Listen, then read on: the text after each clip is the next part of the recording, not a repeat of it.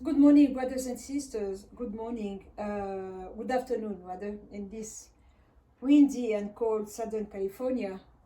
May the grace of God be with us all because we really need it. Um, wow. I would like to talk to you today about spiritual warfare um, and what I have discovered, what I have learned from the Holy Spirit. Like I always told you, I didn't go to Bible college. I have my degrees, a bachelor and a master, but in interior design and in gemology. I'm a gemologist. Uh, and then the Holy Spirit came in my life and He gave me this ministry. That was 17 years ago on March 13th, 2003. And so I've been learning from Him. And wow, I learned a lot. I learned a lot. And we all know what fasting means. Fasting means that you give up something in order for you to elevate your spirit so the body stays down and you elevate, you rise. Because God is up there. And we all know the verses that says, the mountain of the Lord, who shall ascend to the mountain of the Lord? We need to leave this realm of the living, of human beings, and go higher where God, our Father, resides. And it's not by just speaking, but it's by prayer. Prayer is a dialogue that we have with Him, a conversation, if you will. And but more than that, when we pray, we should have an answer. And I'm not talking about sitting and emptying your mind as someone who does transcendental meditation would do. I'm talking about you pray, you finish. That's what I do. That's how it works with me. Is that when I pray and I finish, I don't just stand up and go, do my thing and clean up or vacuuming. I sit and I wait on the Lord because He's a Father. He's a good God, and He loves to fellowship with us. He does. And the more I serve Him, the more I discover that He is almost human in the way He sees us. He's really full of love and care. You know, when the Bible says, cast your care upon the Lord, it's not a joke. It's not a joke. He likes that, and He will receive those burdens. And when He says, come unto me, all of you that are heavy laden and weary, and I will give you rest, He is the one in whom we find that rest. Um, no one else can do what He does. No one else can save and deliver and restores like He does. Oh, so having said that, God is a, a part of my life, and I cannot tell you how many times per day do I talk to Him, and I hear from Him too. And there are so many ways of talking, like an audible voice, like you hear me right now. I had that in dreams, visions, or just an idea. An idea, when it comes, you dismiss it, it comes back again. You dismiss it, comes back again. And He can be persuasive and relentless when He wants to. He has a personality. I'm talking about the Holy Spirit, God, the Holy Spirit. But for today, I'll talk just about fasting. In the Bible, we see that Jesus fasted 40 days. Uh, 40 days in the desert where He was tempted by Satan, the adversary, the enemy, the evil one. He tempted Christ and He told Him, bow down before me and I will give you all the kingdoms of the world. And we know what happened. Thank God Jesus didn't submit to Him. We will not be here today. That's a big fast. 40 days, no food, no water. That's unbelievable, because even Satan told Him, if you are truly the Son of God, why don't you speak to the stones and command them to turn into loaves of bread? So He was hungry because He was a human being like we are.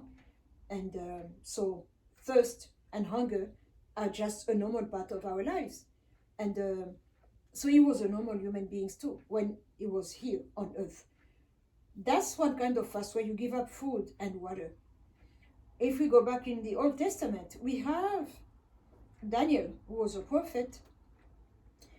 Daniel did 21 days without eating fancy food and luxurious food, but it was like he gave up. He gave up a lot, and he fasted for 21 days. That's the fast that we call the Daniel fast. And then we have someone like Ezekiel. Ezekiel slept on the floor. That's the Ezekiel fast. You sleep on the floor, and his was even very hard to do because he slept on one side. Only God told him. God was very specific, very precise when he gave him the prescription. He told him, because it is a prescription, it is a medicine. By doing this, you get that. So the same way we take a pill, or we take what the doctor prescribed for us, that's what God the Father does too. He's a doctor because he knows the outcome. If you obey here, then over there it's going to be okay. So we are better off obeying and following what he recommends. And in case of in this case, I'm talking about the prophet Ezekiel. He slept on the floor and on one side, and that's not easy to do because you need to really control your mind even when you are sound asleep, that I cannot turn, go to this way or that way. You can feel numb on one side and you want to turn to change and to have a better position. He did that. So we see that fasting is a big component. We cannot serve God without fasting. We cannot. Those who do, then I would like to talk to them, to ask them how do they live their life and what is it that they demonstrate from the kingdom. Because in the world they say no pain, no gain. In the kingdom too, it's no pain, no gain.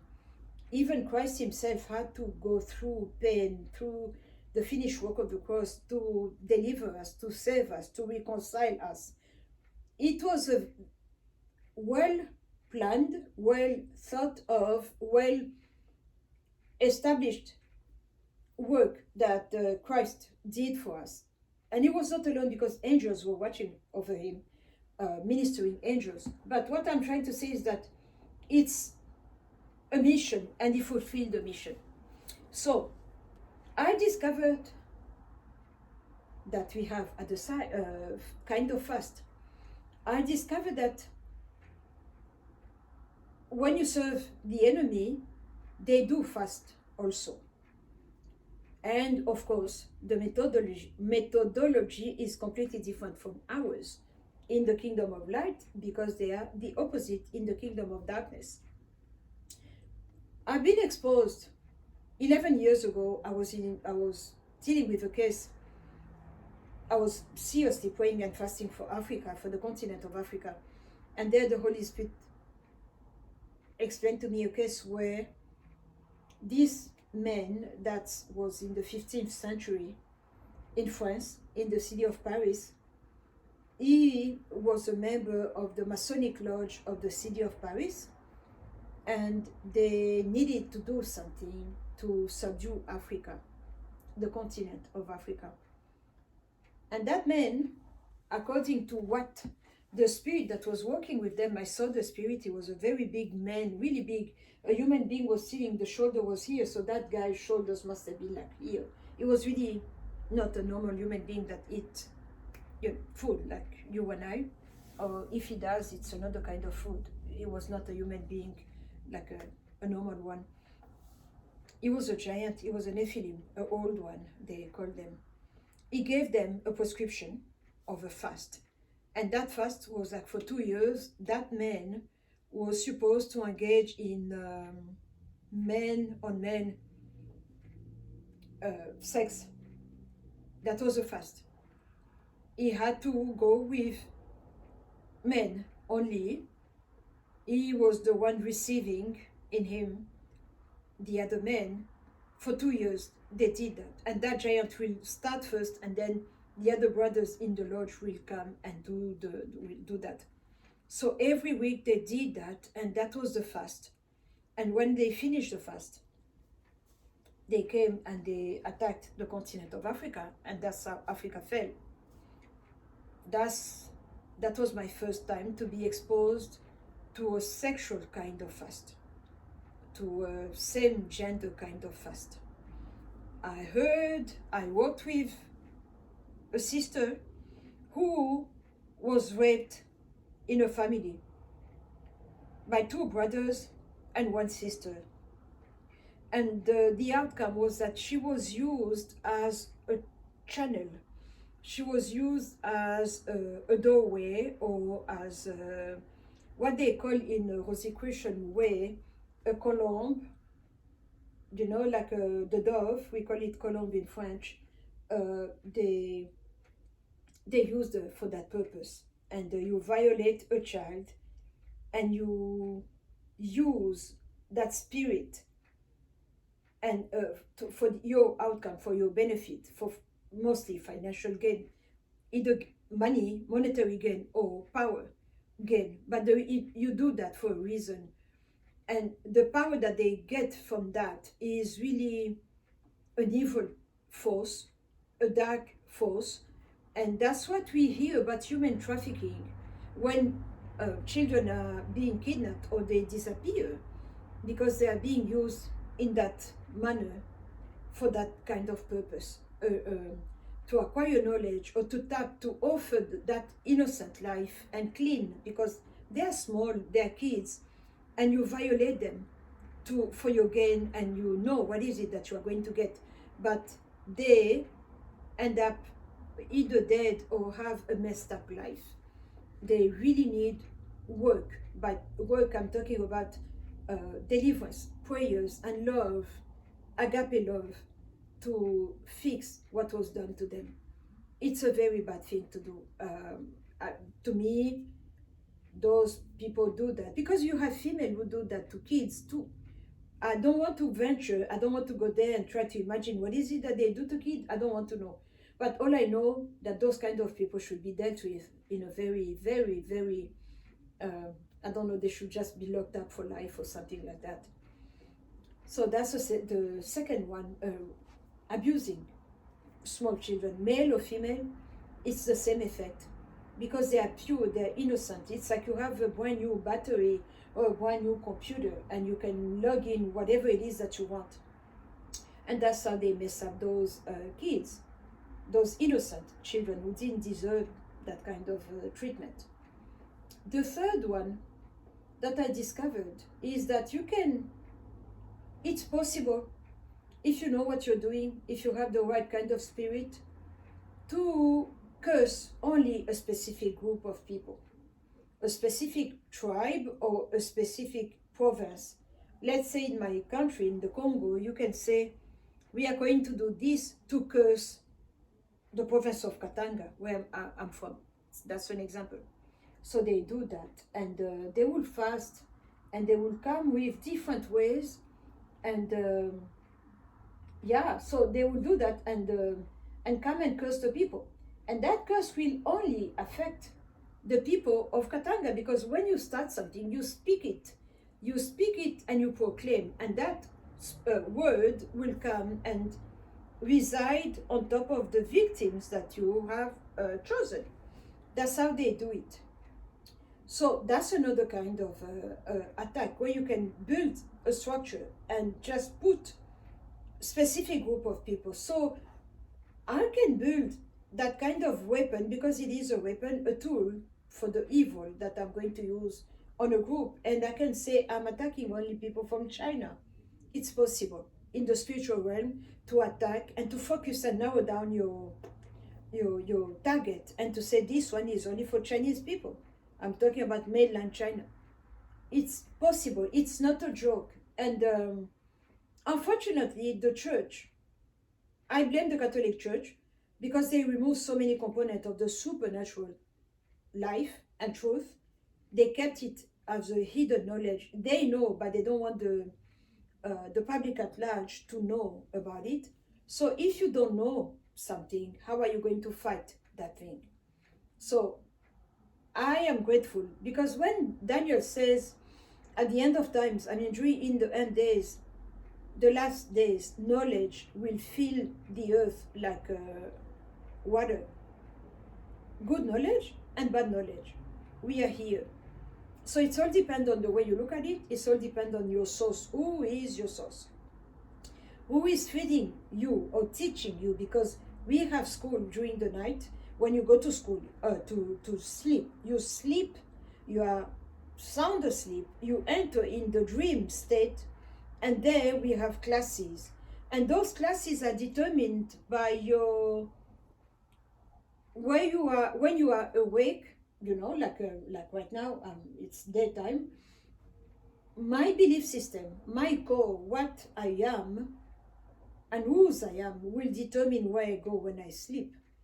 That's how we can call on God. We can call on God, and He will protect us. And even in our dreams, He will place His angels all around us. Like the Bible says that He shall give His angels charge over you to keep you in all your ways. In order for Him to do that, that means that you know Him and you have a relationship with Him. Unless you navigate into the grace, because He's a gracious God. But I like to know. I like to know and to be sure that God knows me, and that it's not just a random thing. I want to know that it's not that I'm saved because God knows me. I like to know where I am, because I'm living my life in a way of someone who has a relationship with God, because it's not about religion, it's about relationship. So those are the kind of fasts that I learned. And when I studied the Holy Spirit, without telling me, it took me time to discover and to say, of course. When we first studied in 2 or 3, he told me, can you sleep on the floor? And that was not a problem to me. Because in my tribe, when we lose someone, where I come from, especially the older generations, the mother, grandma, they will sleep on the floor for 40 days. They will do that. That's a way of mourning and crying. So every pocket of people have its own way of doing. So for me, sleeping on the floor was not a problem. And that's how I studied. 21 days, sleeping on the floor. I remember for like a whole year, I did that. 21 days, I rest 7 days, 21 days. I ended up doing 2 years, sleeping on the floor. I'm not saying this to brag, I'm saying this to show to you what. Okay, if I have a headache, you are not going to give me 3 antibiotics to cure my headache. You are going to give me a Tylenol or, a pill just for headache. But if you have a major infection, a Tylenol will not suffice. You need more. So you need to measure, or in this case, you need to let the Holy Spirit tell you what kind of methodology you need to follow so that you can be delivered. And in my case was so bad, because I was dealing with personal issues, and then my family, and then my tribe, and then being from Africa. All that was going against me, because it chose me to be one of the people standing in the gap for myself, for my family, my tribe, my country, and the continent of Africa. It was not a small matter. And when we studied, he didn't tell it in so many words, like plainly. I think I would have run away, just run. Like Jonah, they send you to go this way, but you go that way. I would have done that without any hesitation. So I did that. It's only like last year, in 2020, that I realized that he was combining Daniel's fast and Ezekiel fast. I knew about the prophet because I am attracted by the prophetic. I love it. We can talk about prophecies because there's so many kind of prophecies, and we'll talk about it some other time. But when I realized, I was like, oh my God, of course. That's why it was so hard on me. That's why it was so demanding. I was doing the Daniel and Ezekiel fast at the same time. And on one hand, it was very demanding on my back, you sleep on the floor for like, it's not easy. Try to do that for 7 days without stopping. Start with 3 days, 7, and go gradually. Don't just jump into it like that. It's going to be very hard. And then give up meat and fancy food. And I love to eat. I love to cook. And then that Ezekiel thing, oh my God. But by doing that, it took me right away into the spiritual realm where I even started asking myself if I'm alone in my apartment, because I will see people pass. You turn, there is no one. You will see something, but there is no one. I'm alone because, I'm alone. The more I fasted, the more it started opening my eyes. And I never prayed to ask for a gift, for a fruit of the Spirit I'm talking about. I never asked.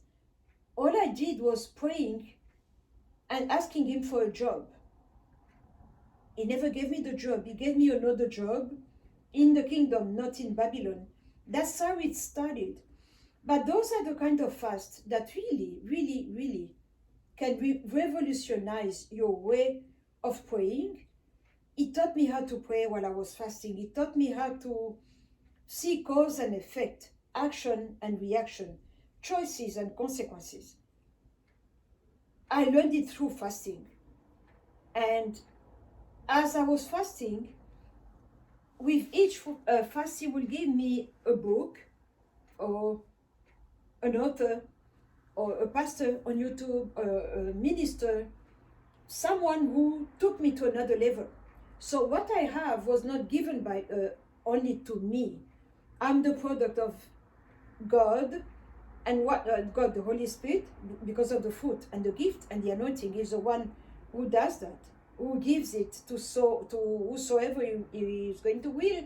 But he gave me books also that he taught to someone else even before I was born.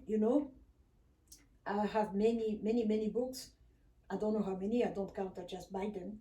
You should see my recommendation on Amazon. They are just weird books. But I learned a lot because I acquired knowledge, what we call impartation. As I was fasting, you read a book, you receive the message and the spirit of that book, because it's a spirit coming from the big spirit, the Holy Spirit, and then he will tell you to sow a seed into that minister or that ministry, because you don't eat in a restaurant without paying. I took it very seriously. I started sowing seed left and right. I'm talking even $25 or $1,000, depending on how much I had. I took it like a tool that, like a venue, like when you want to invest on Wall Street, they will tell you need to diversify your portfolio. You don't put all your eggs in one basket. That's what he did to me. So as I was praying and fasting, going to church, serving in the ministry, reading books, sowing seed into those ministries, tithing in the house of God, that's how, and repenting. So that's how I was able to come up with my own groove or my own rhythm that took me really from what I was to what I am today. Unfortunately, very few ministers talk about fasting, and the most popular fast that people talk about is giving up food. And it's a good way of doing it. But when you have a medical condition, you have so many other ways to do so. And that's what I learned about fasting. And that's how I learned that you can use fasting to curse people. You can use fasting to hurt people or to put them in bondage. And when those that group of people that you are targeting don't know, is not even aware of what is going on, it's even better, because when you have secrecy, that's when you can do so many things. That's why they want to keep things down and not let people know. And then there is this lady that I used to know who passed away 25 years ago. She was a witch, an African witch. She was a female, got married, produced 8 kids, but none of them uh, past 2 years old. They kept dying, to the point that her husband got tired and he divorced her because he wanted to have kids. And she was the problem, not him. So they parted ways.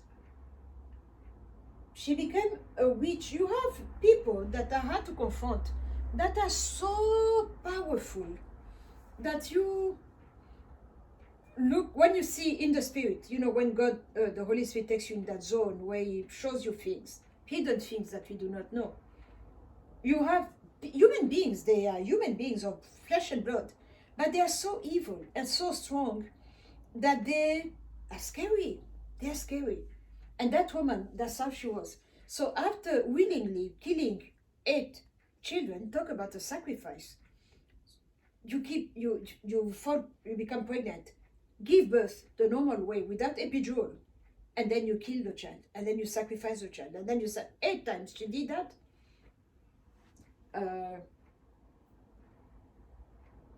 She became very powerful, very, very powerful.